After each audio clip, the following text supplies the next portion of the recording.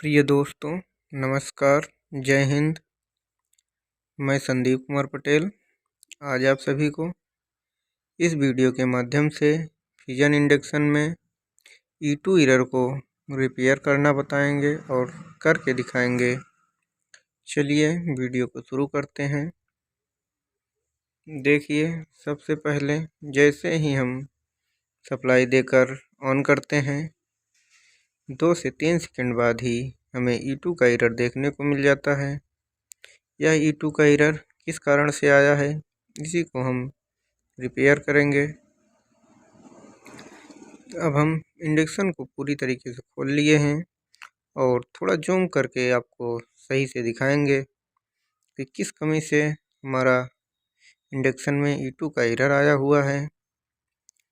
सबसे पहले हम अपने वोल्ट मीटर को 1000 DC वोल्ट पर सेट करके ब्रिज रेक्टिफायर के वोल्टेज को एक बार चेक कर लेते हैं कि हमें वोल्टेज कम तो नहीं मिल रहा है जिससे E2 का एरर आ रहा है।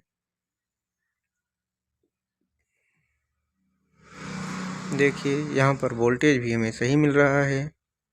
अभी हम इन्वर्टर से चेक कर रहे थे, उसके बाद अब यहाँ पर हमें सही वोल्ट मिला।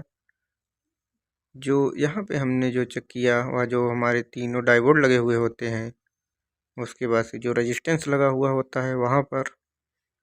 चलिए, इस साइड से नहीं समझ में आ रहा है, इस साइड से हम अच्छे से चेक करके दिखाते हैं कि कहाँ पर कितना वोल्ट होना चाहिए और किस कमी से आ रहा है। जैसा कि आप लोग जानते हैं कि जो रेजिस्टेंस लगे हुए होते हैं 820 के या 330 के का, उन्हीं में से ओपन हो जाने पर हमें E2 या E1 का एरर आता है इस इंडक्शन में, लेकिन इसमें कुछ और ही फॉल्ट है। चलिए, अब हम अपने मीटर को इस ब्रिज रेक्टिफायर के पास से जंपर वायर से हम माइनस ले लेते हैं। उसके बाद हम वोल्टेज को चेक करते हैं। ये जो 330 के का रेजिस्टेंस है, इसके एक साइड में जो इनपुट साइड होता है वहाँ पर हमें 254 वोल्ट मिल रहा है और उससे 118 से 119 वोल्ट आउट कर रहा है। और जो उसके बाद जो दो डायोड लगे हुए, मतलब जो रेजिस्टेंस लगे हुए थे दो 820 के हाफ वाट में, उसमें एक तरफ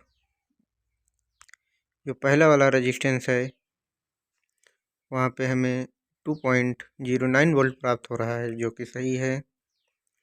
और जो दूसरा वाला है उस पर हमें यहाँ पे हमें 3.3 वोल्ट मिल रहा है, जो कि वोल्टेज सही है। फिर भी हमें E2 का एरर देखने को मिल रहा है। अब इसमें यहाँ तो हमारे जो तीनों रेजिस्टेंस है यहाँ तो हमारी सही है। अब इसके बाद हमें ये जो तीनों डायोड लगे हुए होते हैं हमें ये चेक करना होता है। अगर इसमें से कोई सा भी शॉर्ट हो या वैल्यू शिफ्ट हो गई हो तो हमें E2 का एरर देखने को मिलता है। इसके लिए हम अपने मीटर को कंटिन्यूटी रेंज पर सेट कर लेंगे। उसके बाद जो लाल वाला पार्ट होता है वह डायोड के काले वाले साइड, जो काला वाला पार्ट होता है वह जिस डायोड में जो पट्टी वाली साइड होती है सफ़ेद की, उस साइड अगर लगाते हैं तो हमें 500 से 550 के बीच में अगर रीडिंग मिलती है तो हमारा डायोड सही होता है। जैसा कि देख रहे हैं कि हमें ये दोनों डायोड जो है उसमें हमें सही रीडिंग मिल रही है।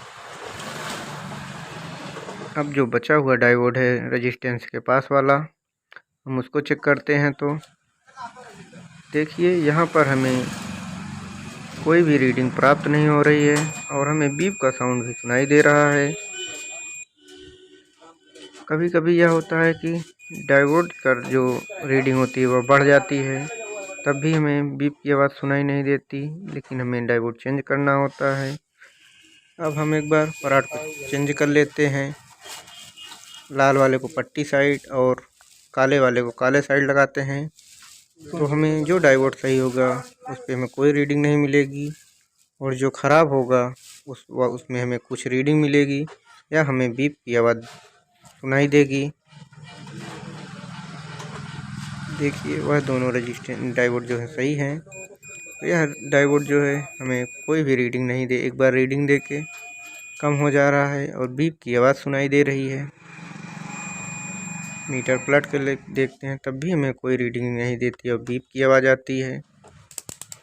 अब हम उस डायोड को हम निकाल लिए हैं, और अब हम दूसरा जो है 4007 न्यू डायोड जो है उसे हम लगा लेते हैं।